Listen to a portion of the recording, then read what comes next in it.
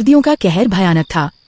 पहाड़ी गांव बालापुर में रातें इतनी ठंडी थी कि खिड़कियों से आती हवा भी चाकू जैसी चुभती। इस गांव में रहता था एक गरीब परिवार। मंटू, उसकी पत्नी मिनी और छोटी बेटी चिंकी। उनकी झोपड़ी में ना दरवाजा ठीक से बंद होता था, ना ही आग के लिए पर्याप्त लकड़ियां थी। रात होते ही तीनों एक दूसरे से चिपक कर सोते ताकि थोड़ी सी गर्माहट मिल सके। बाबा, क्या हम कल भी ऐसी ही ठंड में रहेंगे? बाकी सब लोगों के घर कितने गर्म हैं। हाँ, चिंकी सही कह रही है, हमारी लकड़ियां भी खत्म हो रही है। हाँ मिनी, इतनी सर्दी में कोई काम भी तो नहीं मिल रहा, पर मैं कल जंगल जाऊंगा और कुछ लकड़ियां लेकर आऊंगा ताकि हम गर्म तो रह सके। सर्दियों की रातें सिर्फ ठंडी नहीं होती, वे सपनों की परीक्षा भी लेती हैं। चिंकी और मिनी अपनी छोटी सी दुनिया में गर्मी नहीं, उम्मीद ढूंढ रही थी। अगली सुबह सूरज की पहली किरण के साथ मंटू लकड़ी लेने जंगल की ओर निकल पड़ा। मंटू ठंड में बर्फीले जंगल से गुजरता है। अरे जंगल में तो बहुत ज्यादा ठंड है, जल्दी से लकड़ियां काटता हूँ और घर वापस चला जाता हूँ। मंटू ठंडी और बर्फीली हवा में लकड़ी काटना शुरू कर देता है। जितनी लकड़ी वह काट पाता है उतनी लकड़ी लेकर वह घर की तरफ निकल पड़ता है। लकड़ी लेके आ गए आप? हाँ मिनी, बाहर बहुत ठंड है और मेरी तबीयत भी ठीक नहीं लग रही। आप आराम कर लीजिए तो अच्छा लगेगा। हाँ मिनी, ठीक है, मैं थोड़ी देर आराम कर लेता हूँ। अगली सुबह होती है, लेकिन मंटू की तबीयत में कोई सुधार नहीं होता। मंटू की हालत तो बिल्कुल ठीक नहीं हो रही। घर में लकड़ी भी खत्म हो रही है और खाने का सामान भी। लगता है मुझे ही बाहर जाना पड़ेगा, पर हमारे पास तो पैसे भी नहीं हैं। मैं सेठ से उधार पैसे लेकर आती हूँ। इतना कहकर मिनी सेठ के घर की तरफ चल पड़ती है ताकि उधार पैसे मांग सके। सेठ जी, मैं मंटू की पत्नी हूँ और उसकी तबीयत थोड़ी खराब चल रही है। क्या आप मुझे कुछ पैसे उधार दे सकते हो? अरे गांव में तो कोई काम ही नहीं है, तो मंटू उधार कैसे चुकाएगा? सेठ जी, आप बस इस बार हमें पैसे दे दीजिए, हम चुका देंगे। मैं पैसे नहीं दे सकता, तुम कहीं और से उधार ले लो। सेठ जी, गांव में ऐसा कोई नहीं है जो इस समय हमें उधार दे सके। मैं उधार पैसे नहीं दूंगा और अब तुम जाओ, मुझे और भी काम है। मिनी दुखी होकर वहाँ से चली आती है। पैसों का इंतजाम तो नहीं हो पाया, पता नहीं घर कैसे चलेगा। चलो घर जाते जाते जंगल से थोड़ी लकड़ियाँ इकट्ठी कर लेती हूँ। जंगल में चलते चलते मिनी को अचानक एक गुफा दिखाई देती है जो बर्फ से ढकी रहती है। मिनी हैरान होकर कहती है, अरे ये गुफा तो मैंने कभी नहीं देखी, अंदर जाकर देखती हूँ, शायद अंदर सूखी लकड़ी हो।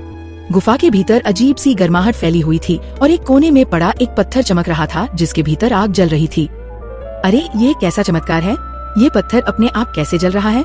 यहाँ तो ऐसी कोई चीज भी नहीं है जिससे आग जल सके, शायद यह कोई चमत्कारी पत्थर है। मिनी जैसे ही पत्थर के पास जाती है उसकी आग बुझ जाती है। वह पत्थर को हाथ से छूती है। पत्थर ठंडा है पर उसमें गर्माहट महसूस होती है। अरे ये तो सच में चमत्कारी पत्थर है, अगर इसे घर ले जाऊं तो रोज रोज लकड़ी लाने का झंझट ही खत्म हो जाएगा। और मिनी पत्थर लेकर घर की तरफ निकल जाती है। मिनी पत्थर को घर लेकर आती है और एक कोने में रख देती है। जैसे ही पत्थर को वह घर में रखती है, घर में गर्माहट फैल जाती है और मंटू की तबीयत भी ठीक हो जाती है। मिनी, घर में इतनी गर्माहट कैसे आ गई और मेरी तबीयत भी अचानक ठीक हो गई है? मंटू, ये एक चमत्कारी पत्थर का कमाल है। आज जब मैं जंगल में लकड़ी लेने गई थी तो मुझे ये पत्थर एक गुफा में मिला। अरे वाह, इस पत्थर से तो हमेशा हमारा घर गर्म रहेगा। अगले दिन जब गांव वाले मंटू की झोपड़ी के पास से गुजरते हैं तो वे देखते हैं कि झोपड़ी से सूरज जैसी तेज रोशनी निकल रही है और वहाँ की जमीन भी गर्म है। अरे भाई, यह मंटू के घर के पास इतनी गर्माहट कैसे? पूरे गांव में तो बहुत ठंड पड़ रही है। हाँ भाई, यहाँ तो एकदम गर्म है, जैसे यहाँ सर्दी ही नहीं पड़ रही। पर ऐसा कैसे हो सकता है कि यहाँ पर गर्मी और बाकी सब जगह ठंड? इसका पता लगाना पड़ेगा। अरे भाई, पता हम बाद में लगा लेंगे, अभी चलो काम ढूंढना है। दोनों काम ढूंढते ढूंढते सेठ के घर पहुँचते हैं। सेठ जी, अगर आपके पास कोई काम हो तो बताइएगा। अभी तो मेरे पास तुम दोनों के लिए कोई काम नहीं है। ठीक है सेठ जी, लेकिन आपके यहाँ बहुत ठंड है। हम अभी मंटू के घर के पास थे, वहां तो गर्मी थी, शायद उसने हीटर लगाया हो। नहीं, ऐसा नहीं हो सकता, उसके पास तो बिल्कुल भी पैसे नहीं हैं। वह हीटर कैसे खरीदेगा? ठीक है सेठ जी, हम चलते हैं, आप ही देख लीजिए। दोनों वहाँ से चले जाते हैं और सेठ उनकी बात पर जरा भी ध्यान नहीं देता। मिनी, यह पत्थर हमें ठंड से तो बचा रहा है, लेकिन हमारे खाने का क्या होगा? गांव में कोई काम भी तो नहीं है। हम मंटू और हम कोई नया कारोबार भी नहीं शुरू कर सकते क्योंकि हमारे पास पैसे ही नहीं। तो हम एक काम कर सकते हैं, हमारे पास यह पत्थर है, इसकी गर्मी का इस्तेमाल करके हम पानी गर्म कर सकते हैं और गांव में बेच सकते हैं। हाँ मंटू, ये विचार तो अच्छा है, लेकिन कोई हमसे पानी खरीदेगा क्या? एक बार कोशिश करके देखते हैं, शायद हमारा काम चल पड़े। अगले दिन मंटू पत्थर को चूल्हे में रख देता है और उस पर पानी गर्म करता है। अरे मंटू भैया, यह पानी क्यों गर्म कर रहे हो, और वो भी बिना आग के? भैया, यह गर्म पानी मैं बेचने के लिए गर्म कर रहा हूँ। आग की जगह मैं गर्म पत्थर इस्तेमाल कर रहा हूँ। अच्छा, तो एक काम करो, मुझे 1 बाल्टी गर्म पानी दे दो। ठीक है भैया, और इसके हुए 5 रुपए। ठीक है मंटू भैया, और मैं गांव में सबको बता देता हूँ। पानी लेकर जा रहा था कि तभी एक गांव वाले पूछता है, अरे ओ गुन्नू, यह पानी कहाँ से लेकर आ रहे हो? भैया, यह गर्म पानी मैं मंटू से लेकर आया हूँ। हाँ भैया, मुझे भी पानी चाहिए था। वैसे भी ऐसी सर्दी में लकड़ी भी नहीं मिल रही, तो गर्म पानी खरीदना ही ठीक है। ठीक है, मैं चलता हूँ। जिसे भी गर्म पानी चाहिए वह मंटू से ले लो। मंटू का गर्म पानी का काम चल पड़ता है और उसके घर का खर्चा आराम से चलने लगता है। अरे ये सब लोग गर्म पानी कहाँ से लेकर आ रहे हैं? अरे सुनो, तुम ये पानी कहाँ से लेकर आए हो? सेठ जी, यह पानी मैंने मंटू से लिया है, वो गर्म पानी बेच रहा है। यह मंटू गर्म पानी कैसे बेच सकता है? गांव में तो लकड़ी की कमी है और वो तो बिल्कुल गरीब है। इसका मतलब कुछ ना कुछ गड़बड़ है, मुझे देखना पड़ेगा। अगली सुबह सेठ जल्दी उठकर मंटू के घर की तरफ जाता है। जब मंटू वहाँ नहीं होता तो सेठ देखता है कि चूल्हे में आग नहीं है, पर फिर भी पानी गर्म हो रहा है। चूल्हे के अंदर एक पत्थर रखा है जो चमक रहा है। तभी अचानक मंटू आ जाता है। बोलिए सेठ जी, आपको क्या चाहिए? अरे मंटू, मैं तो पानी लेने आया था, पर अब मुझे कुछ और चाहिए। बोलिए सेठ जी, आपको क्या चाहिए? मुझे यह पत्थर चाहिए जो तुमने चूल्हे में रखा है। मैं समझ गया हूँ, इसी से पानी गर्म हो रहा है। नहीं, यह पत्थर मैं बेच नहीं सकता। अगर आपको कुछ और चाहिए तो बताइए। ठीक है, अगर तुम नहीं बेचना चाहते तो जैसा तुम्हारा मन। सेठ वहाँ से चला जाता है, पर उसके मन में यही चल रहा था कि वह पत्थर मंटू से कैसे ले।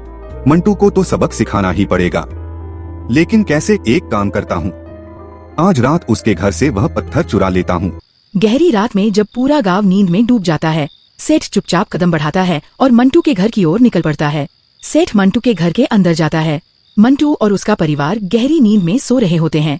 सेठ धीरे से वह पत्थर उठाता है और तेजी से अपने घर की ओर बढ़ जाता है। आखिरकार मुझे यह पत्थर मिल ही गया। अब इन सर्दियों में मुझे आग जलाने की कोई जरूरत नहीं है। अगले ही दिन सेठ के घर के बाहर अचानक तेज बर्फबारी शुरू हो जाती है, मानो आसमान ने सारी ठंड एक ही पल में जमीन पर उतार दी हो। अरे यह पत्थर का रंग अचानक कैसे बदल गया? घर में भी ठंड बढ़ गई है और बाहर तो बर्फबारी हो रही है। सेठ को अपनी गलती का एहसास होने लगता है। मैंने कितनी बड़ी भूल कर दी। लगता है इस पत्थर का श्राप मेरे ऊपर आ गया है, तभी यह सब हो रहा है। मुझे यह पत्थर मंटू को वापस करना होगा, तभी शायद यह बर्फबारी रुक सके। यह कहते ही सेठ पत्थर उठाता है और सीधे मंटू के पास जाने के लिए बाहर निकल पड़ता है। मंटू, मुझे माफ कर देना। मैंने कल रात तुम्हारे घर से यह पत्थर चुरा लिया था और शायद इसी वजह से गांव का मौसम भी खराब हो गया। सेठ जी, आपको ऐसा नहीं करना चाहिए था। आपके पास तो सब कुछ था और मुझे पता था कि यह पत्थर आपने ही चुराया होगा, क्योंकि आप ही मुझसे इसे मांगने आए थे। हाँ मंटू, मैं शर्मिंदा हूँ, आगे से ऐसी गलती नहीं करूँगा। ठीक है सेठ जी, मैंने आपको माफ किया, लेकिन आप गांव वालों की मदद करेंगे जब भी सर्दियां आएंगी। ठीक है मंटू। ये कहते ही पत्थर का रंग बदलने लगा और उसमें से फिर से गर्माहट निकलने लगी और गांव में मानो फिर से गर्माहट लौट आती है।